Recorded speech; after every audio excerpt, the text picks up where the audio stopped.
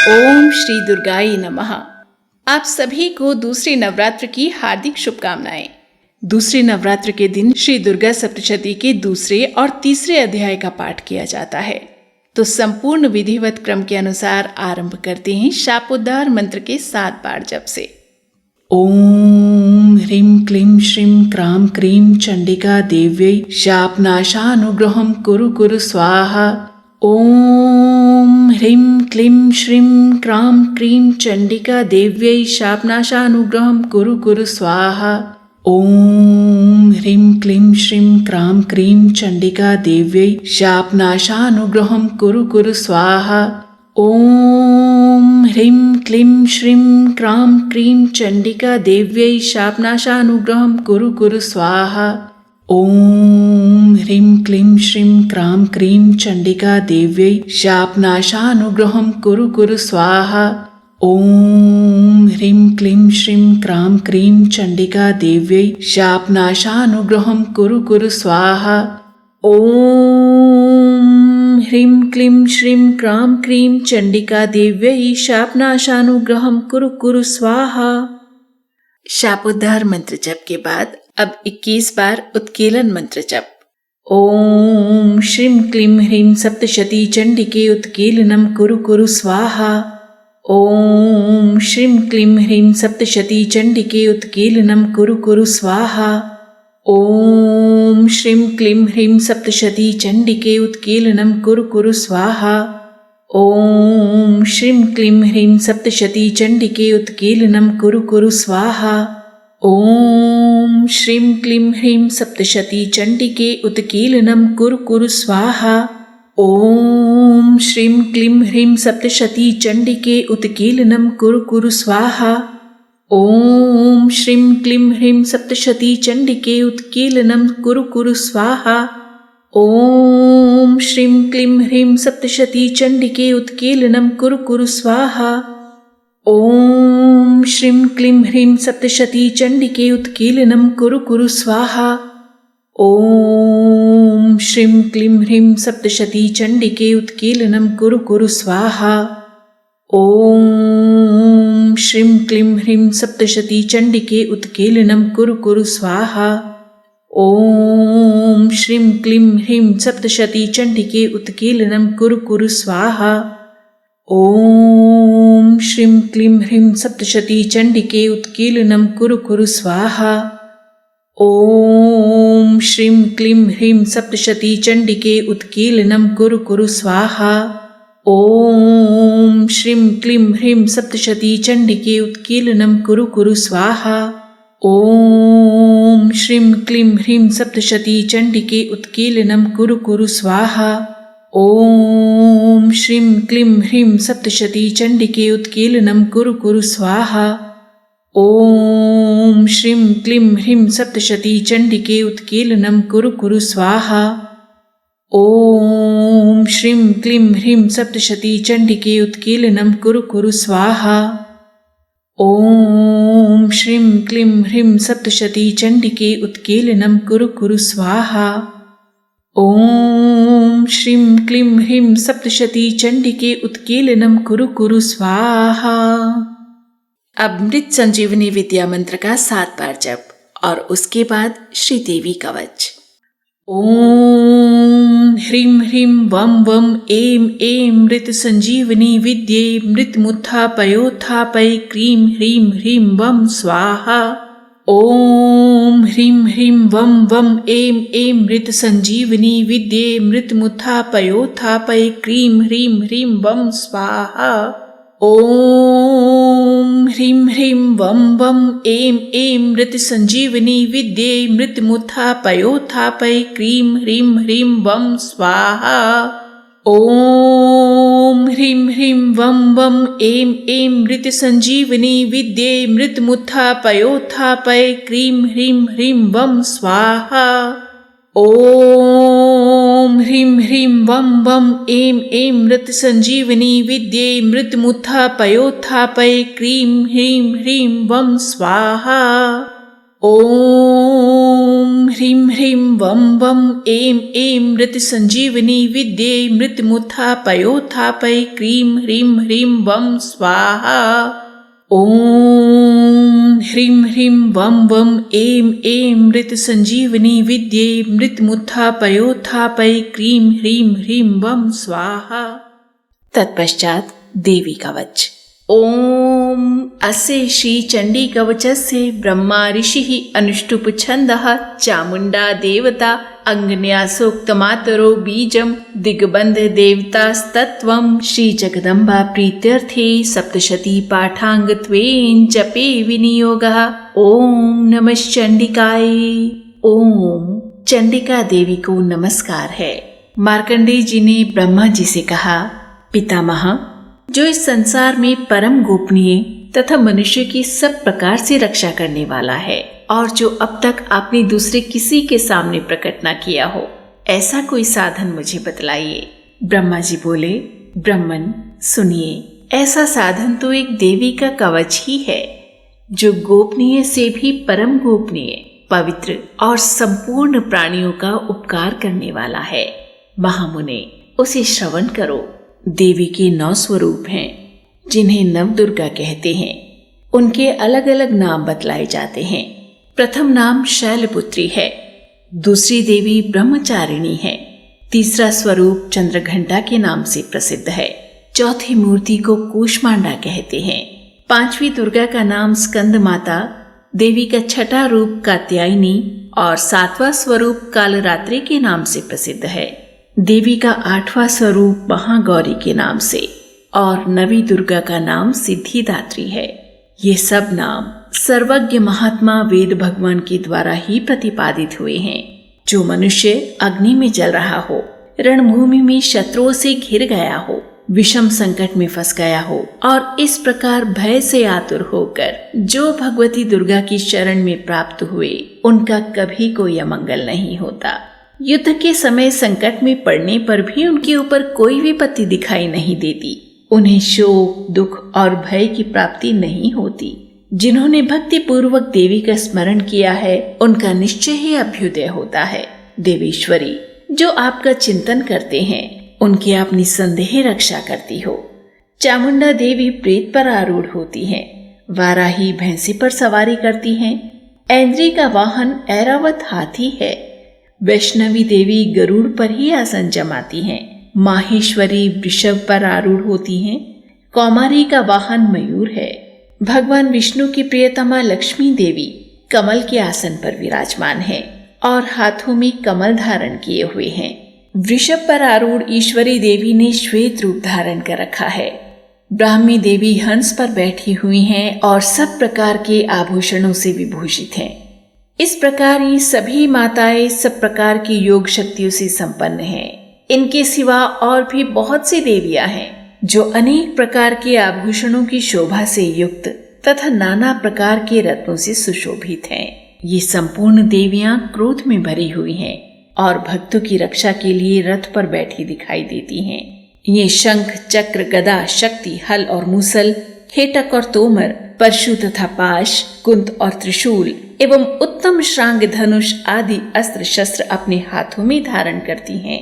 दैत्यों के शरीर का नाश करना, भक्तों को अभय दान देना और देवताओं का कल्याण करना, यही उनके शस्त्र धारण का उद्देश्य है।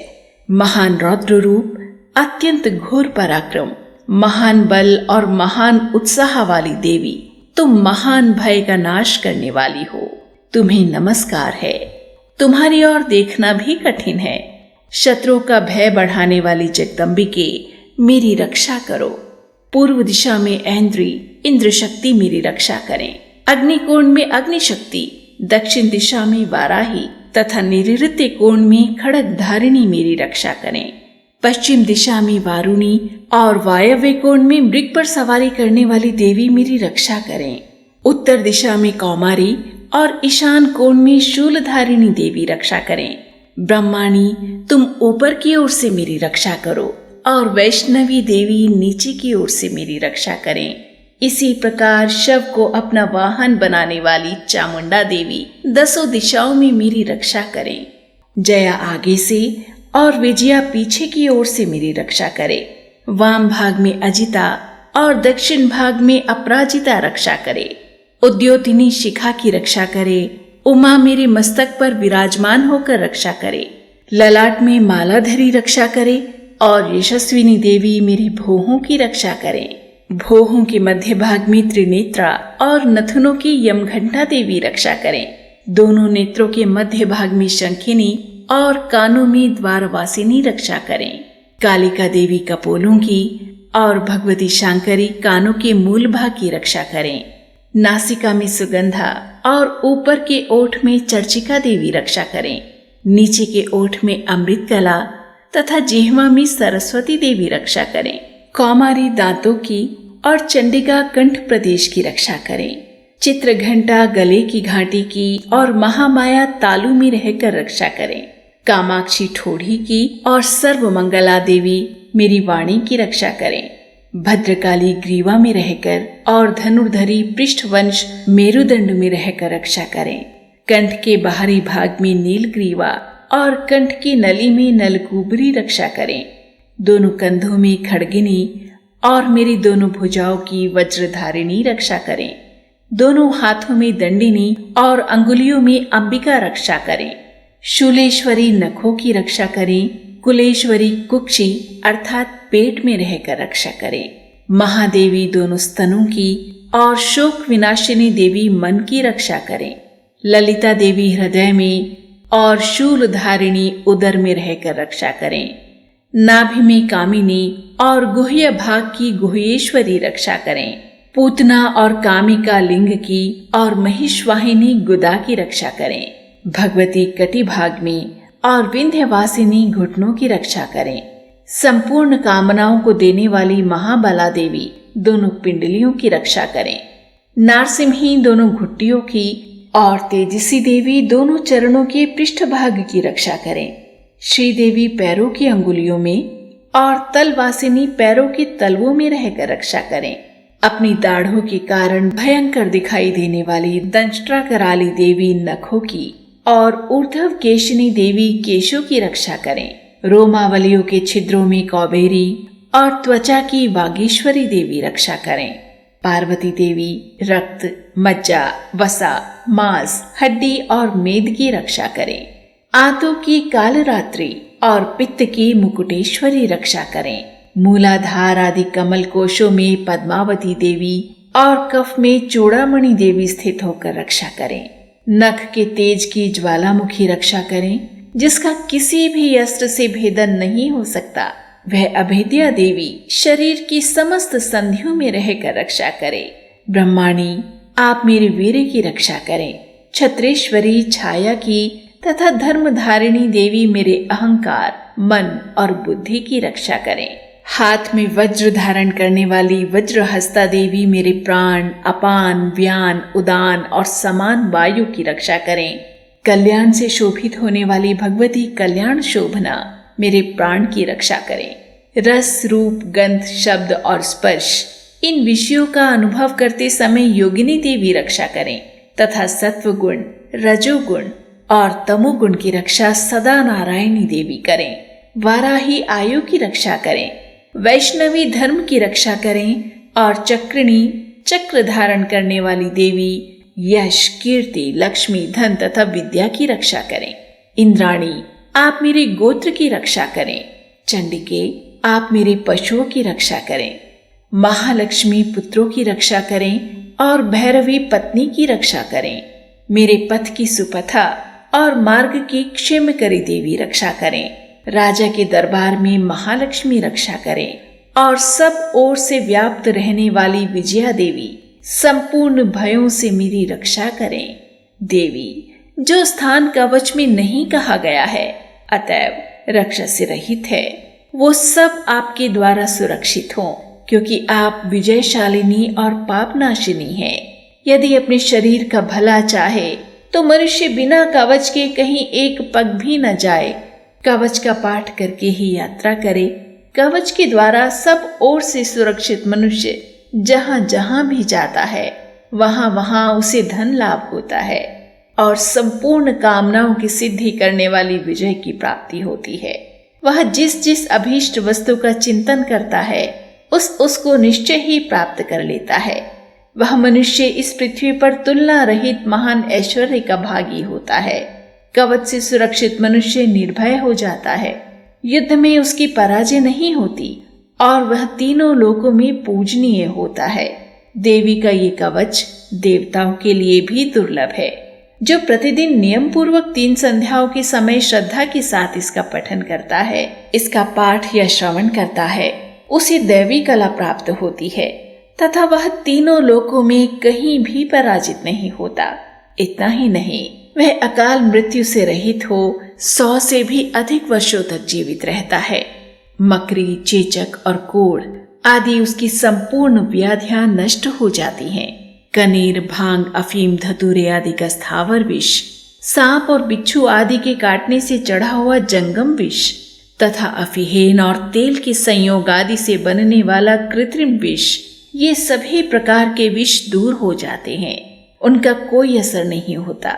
इस पृथ्वी पर मारण, मोहन आदि जितने भी आभिचारिक प्रयोग होते हैं तथा इस प्रकार के जितने मंत्र यंत्र होते हैं, वे सब इस कवच को हृदय में धारण कर लेने पर उस मनुष्य को देखते ही नष्ट हो जाते हैं।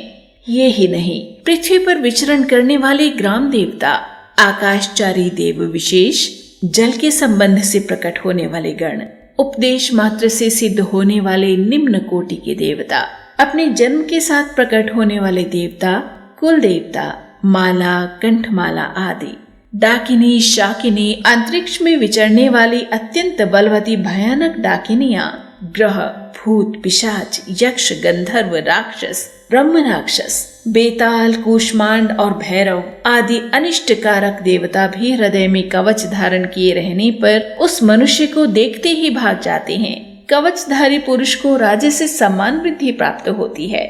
ये कवच मनुष्य के तेज की वृद्धि करने वाला और उत्तम कवच है।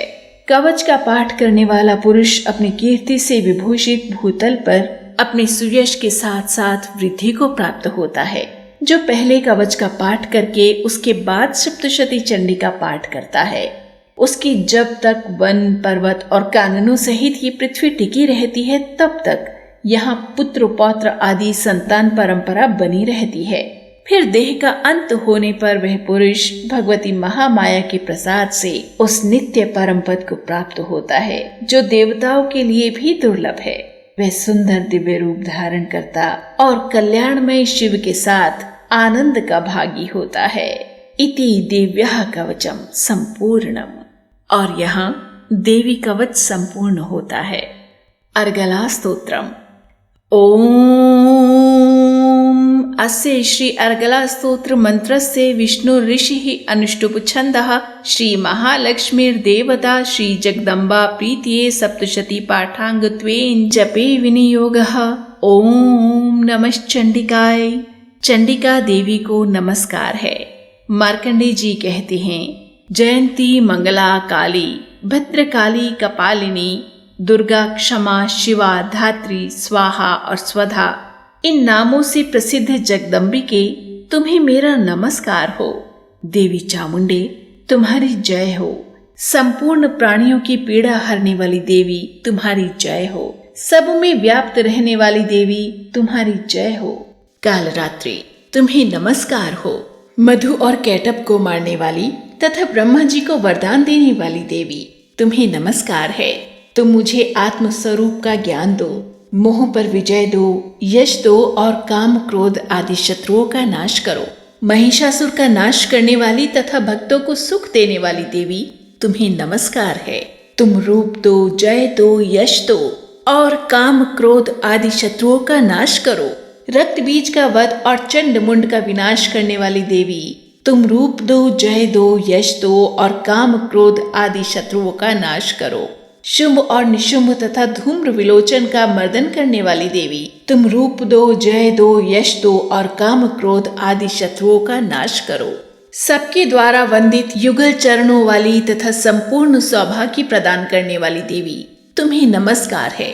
तुम रूप दो, जय दो, यश दो और काम, क्रोध आदि शत्रुओं का नाश करो।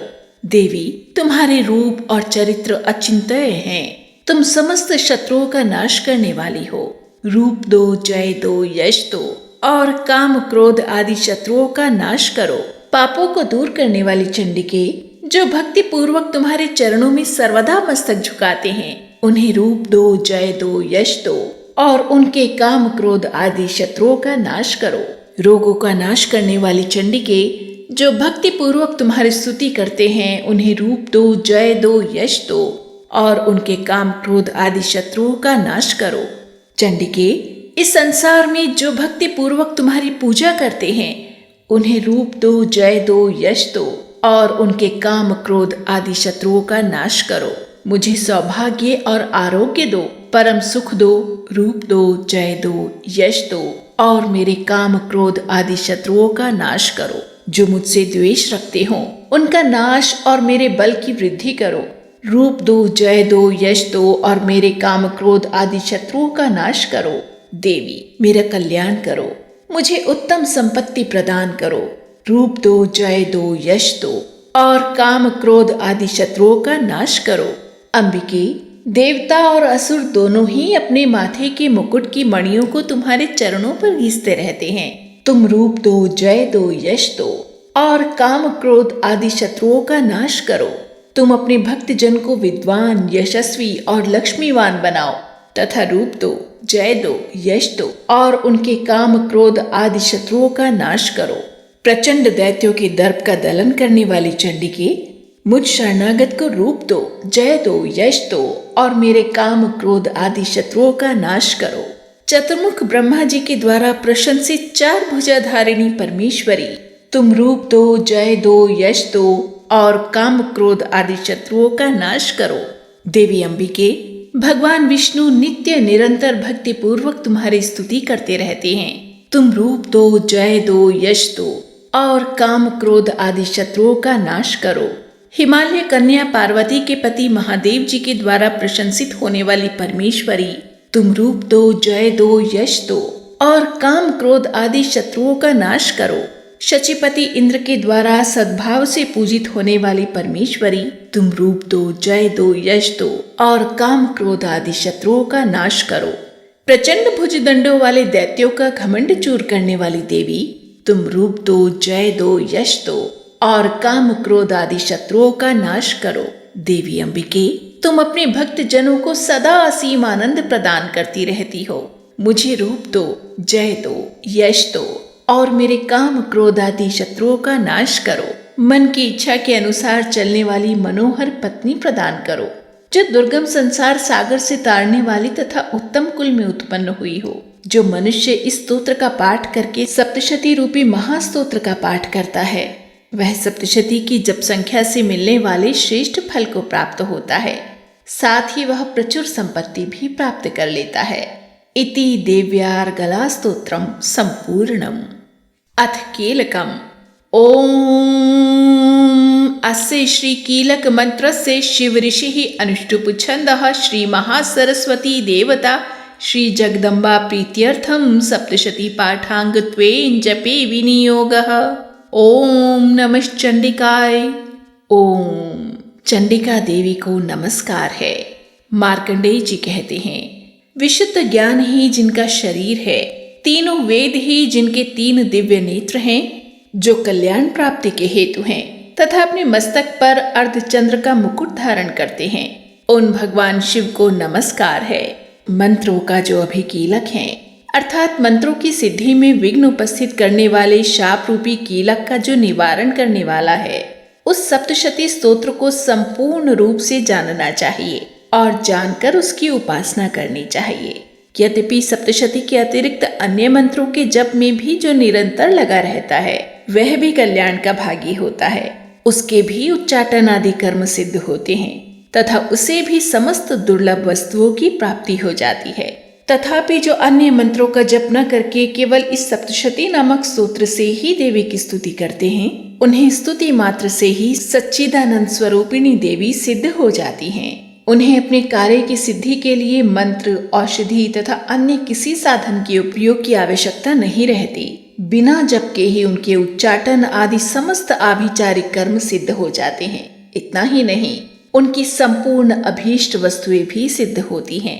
लोगों के मन में ये शंका थी कि जब केवल सप्तशती की उपासना से अथवा सप्तशती को छोड़कर अन्य मंत्रों की उपासना से भी समान रूप से सब कार्य सिद्ध होते हैं, तब इनमें श्रेष्ठ कौन सा साधन है। लोगों की शंका को सामने रखकर भगवान शंकर ने अपने पास आए हुए जिज्ञासुओं को समझाया कि ये सप्तशती नामक संपूर्ण स्तोत्र ही सर्वश्रेष्ठ एवं कल्याणमय है। तदंतर भगवती चंडिका के सप्तशती नामक स्तोत्र को महादेव जी ने गुप्त कर दिया। सप्तशती के पाठ से जो पुण्य प्राप्त होता है उसकी कभी समाप्ति नहीं होती, किंतु अन्य मंत्रों के जप जन्य पुण्य की समाप्ति हो जाती है। इसलिए भगवान शिव ने अन्य मंत्रों की अपेक्षा जो सप्तशती की ही श्रेष्ठता का निर्णय किया, उसे यथार्थ ही जानना चाहिए। अन्य मंत्रों का जप करने वाला पुरुष भी यदि सप्तशती के स्तोत्र और जप का अनुष्ठान कर ले तो वह भी पूर्ण रूप से ही कल्याण का भागी होता है, इसमें तनिक भी संदेह नहीं है। जो साधक कृष्ण पक्ष की चतुर्दशी अथवा अष्टमी को एकाग्रचित होकर भगवती की सेवा में अपना सर्वस्व समर्पित कर देता है और फिर उसे प्रसाद रूप से ग्रहण करता है, उसी पर भगवती प्रसन्न होती हैं, अन्यथा उनकी प्रसन्नता प्राप्त नहीं होती। इस प्रकार सिद्धि के प्रतिबंध रूप केलक द्वारा महादेव जी ने इस स्तोत्र को कीलित कर रखा है। जो पूर्वोक्त रीति से निष्कीलन करके इस सप्तशती स्तोत्र का प्रतिदिन स्पष्ट उच्चारण पूर्वक पाठ करता है, वह मनुष्य सिद्ध हो जाता है, वही देवी का पार्षद होता है और वही गंधर्व भी होता है। सर्वत्र विचरते रहने पर भी उसे इस संसार में कहीं भी भय नहीं होता, वह अपमृत्यु के वश में भी नहीं पड़ता और देह त्यागने के अनंतर मोक्ष प्राप्त कर लेता है। इस तरह कीलन को जानकर उसका परिहार करके ही सप्तशती का पाठ आरंभ करें। कीलक और निष्कीलन का ज्ञान प्राप्त होने पर ही यह स्तोत्र निर्दोष होता है और विद्वान पुरुष इस निर्दोष स्तोत्र का ही पाठ आरंभ करते हैं। स्त्रियों में जो कुछ भी सौभाग्य आदि दृष्टिगोचर होता है वो सब देवी के प्रसाद का ही फल है, अतः इस कल्याण में स्तोत्र का सदा जप करना चाहिए। इस स्तोत्र का मंद स्वर से पाठ करने पर स्वल्प फल की प्राप्ति होती है और उच्च स्वर से पाठ करने पर पूर्ण फल की सिद्धि होती है, अतः उच्च स्वर से ही इसका पाठ आरंभ करना चाहिए। जिनके प्रसाद से ऐश्वर्य, सौभाग्य, आरोग्य, संपत्ति, शत्रुनाश तथा परम मोक्ष की भी सिद्धि होती है, उन कल्याणमयी जगदम्बा की स्तुति मनुष्य क्यों नहीं करते। इति देव्याः कीलक स्तोत्रम संपूर्णम। इस तरह देवी का कीलक स्तोत्र संपूर्ण होता है। अथ तंत्रोक्तम रात्रि सूक्तम। ओम विश्वेश्वरीं जगद्धात्रीं स्थिति संहारकारिणीं निद्रां भगवतीं विष्णोर तुलां तेजसः प्रभु। जो इस विश्व की अधीश्वरी, जगत को धारण करने वाली, संसार का पालन और संहार करने वाली तथा तेज स्वरूप भगवान विष्णु की अनुपम शक्ति हैं, उन्हीं भगवती निद्रा देवी की भगवान ब्रह्मा स्तुति करने लगे। ब्रह्मा जी ने कहा, देवी तुम ही स्वाहा, तुम ही स्वधा और तुम ही वशटकार हो। स्वर भी तुम्हारे ही स्वरूप हैं। तुम ही जीवनदायिनी सुधा हो। नित्य अक्षर प्रणव में अकार, उकार, मकार इन तीन मात्राओं के रूप में तुम ही स्थित हो तथा इन तीन मात्राओं के अतिरिक्त जो बिंदु रूपा नित्य अर्ध मात्रा है, जिसका विशेष रूप से उच्चारण नहीं किया जा सकता, वह भी तुम ही हो। देवी तुम ही संध्या, सावित्री तथा परम जननी हो। देवी तुम ही इस विश्व ब्रह्मांड को धारण करती हो। तुमसे ही इस जगत की सृष्टि होती है, तुम ही से इसका पालन होता है और सदा तुम ही कल्प के अंत में सबको अपना ग्रास बना लेती हो। जगन्मयी देवी, इस जगत की उत्पत्ति के समय तुम सृष्टि रूपा हो, पालन काल में स्थिति रूपा हो तथा कल्पांत के समय संहार रूप धारण करने वाली हो। तुम ही महाविद्या, महामाया, महामेधा, महास्मृति, महामोह रूपा, महादेवी और महासुरी हो। तुम ही तीनों गुणों को उत्पन्न करने वाली सबकी प्रकृति हो। भयंकर कालरात्रि, महारात्रि और मोहरात्रि भी तुम ही हो। तुम ही श्री, तुम ही ईश्वरी, तुम ही ह्री और तुम ही बोध स्वरूपा बुद्धि हो। लज्जा, पुष्टि, तुष्टि, शांति और क्षमा भी तुम ही हो। तुम खड्ग धारिणी, शूल धारिणी, घोर रूपा तथा गदा, चक्र, शंख और धनुष धारण करने वाली हो। बाण, भुषुंडी और परिघ ये भी तुम्हारे ही अस्त्र हैं। तुम सौम्य और सौम्यतर हो। इतना ही नहीं, जितने भी सौम्य एवं सुंदर पदार्थ हैं उन सब की अपेक्षा तुम अत्यधिक सुंदरी हो। पर और अपर सबसे परे रहने वाली परमेश्वरी तुम ही हो।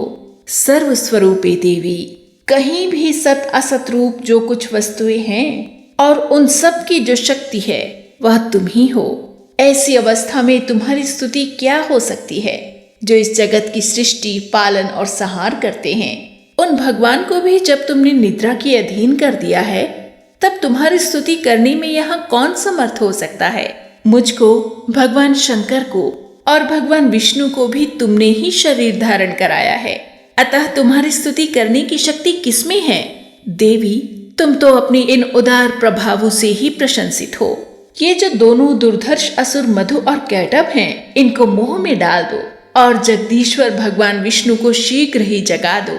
साथ ही इनके भीतर इन दोनों महान असुरों को मार डालने की बुद्धि उत्पन्न कर दो।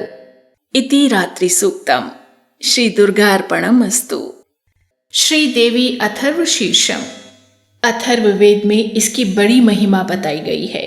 इसके पाठ से देवी की कृपा शीघ्र प्राप्त होती है। सप्तशती स्तोत्र आरंभ करने से पूर्व इसका पाठ कर लिया जाए तो बहुत बड़ा लाभ हो सकता है। इसी उद्देश्य से रात्रि सूक्त के बाद इसका समावेश किया जाता है। ओम। सभी देवता देवी के समीप गए और नम्रता से पूछने लगे, हे महादेवी, आप कौन हैं? देवी ने कहा, मैं ब्रह्म स्वरूप हूँ। मुझसे प्रकृति, पुरुषात्मक सद्रूप और असद्रूप जगत उत्पन्न हुआ है। मैं आनंद और अनानंद रूपा हूँ। मैं विज्ञान और अविज्ञान रूपा हूँ। अवश्य जानने योग्य ब्रह्म और अब्रह्म भी मैं ही हूँ। पंचीकृत और अपंचीकृत महाभूत भी मैं ही हूँ। ये सारा दृश्य जगत मैं ही हूँ। वेद और अवेद मैं हूँ।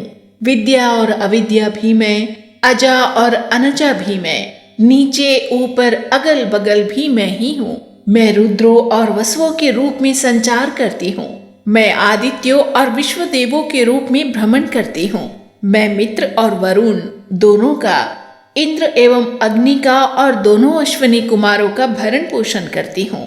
मैं सोम, त्वष्टा, पूषा और भग को धारण करती हूँ। त्रैलोक्य को आक्रांत करने के लिए विस्तीर्ण पादक्षेप करने वाले विष्णु, ब्रह्मदेव और प्रजापति को मैं ही धारण करती हूँ।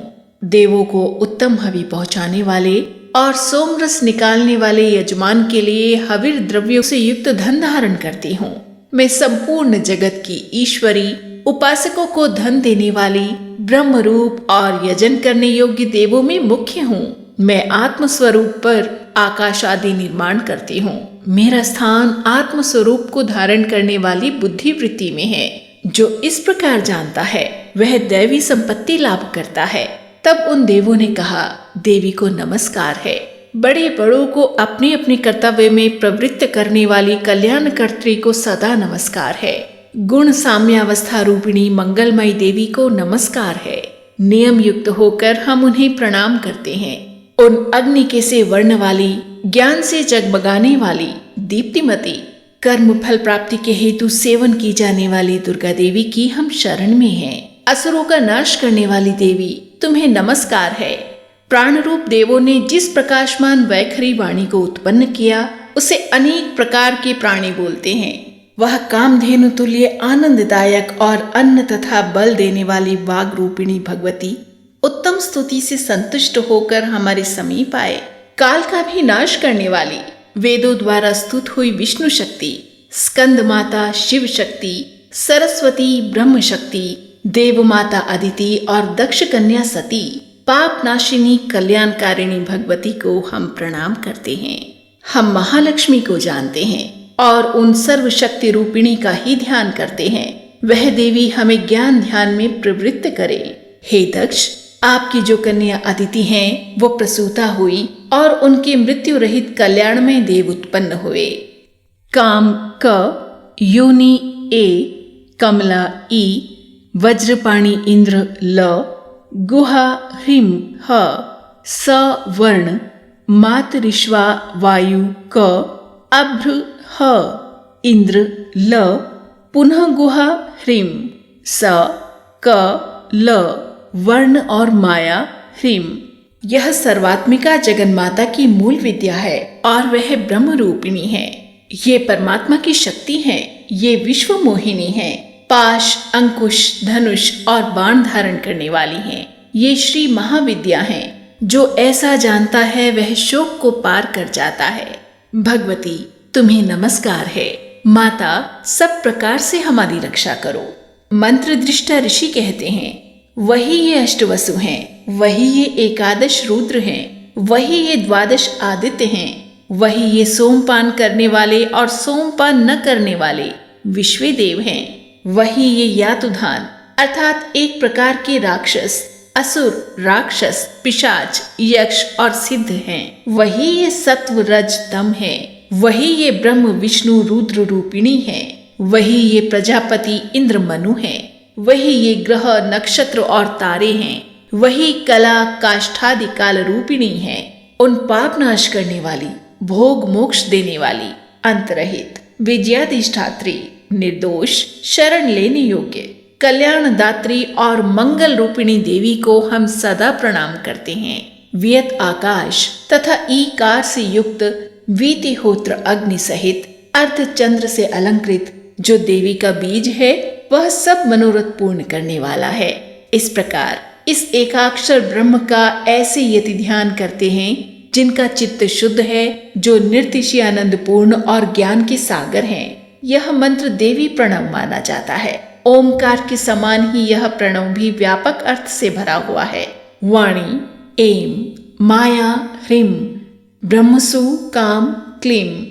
इसके आगे छठा व्यंजन अर्थात च, वही वक्त्र अर्थात आकार से युक्त च, सूर्य, म, अवाम श्रोत्र, दक्षिण कर्ण उ और बिंदु अर्थात अनुस्वार से युक्त मुंह। टकार से तीसरा ण, वही नारायण अर्थात आ से मिश्र ड, वायु य, वही अधर अर्थात ए से युक्त ये और विच्चे ये नवारण मंत्र उपासकों को आनंद और ब्रह्म सायुज्य देने वाला है। ओम ऐं ह्रीं क्लीं चामुंडाय विच्चे। इस नवारण मंत्र का अर्थ, हे चित्त स्वरूपिणी महासरस्वती, हे सद्रूपिणी महालक्ष्मी, हे आनंद रूपिणी महाकाली। ब्रह्म विद्या पाने के लिए हम सब समय तुम्हारा ध्यान करते हैं। हे महाकाली, महालक्ष्मी, महासरस्वती स्वरूपिणी चंडिके, तुम्हें नमस्कार है। अविद्या रूप रज्जु की दृढ़ ग्रंथि को खोलकर मुझे मुक्त करो।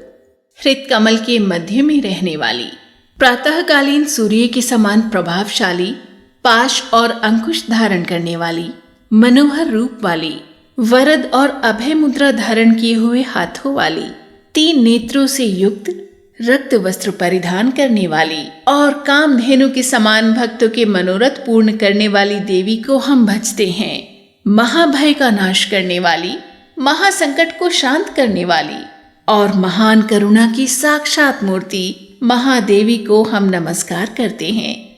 जिसका स्वरूप ब्रह्मादिक नहीं जानते, इसलिए जिसे अज्ञेया कहते हैं। जिसका अंत नहीं मिलता, इसलिए जिसे अनंता कहते हैं। जिसका लक्ष्य दीख नहीं पड़ता, इसलिए जिसे अलक्ष्या कहते हैं। जिसका जन्म समझ में नहीं आता, इसलिए जिसे अजा कहते हैं। जो अकेली ही सर्वत्र है, इसीलिए जिसे एका कहते हैं। जो अकेली ही विश्व रूप में सजी हुई है, इसलिए जिसे नैका कहते हैं। वह इसीलिए अज्ञेया, अनंता, अलक्ष्या, अजा, एका और नैका कहलाती है।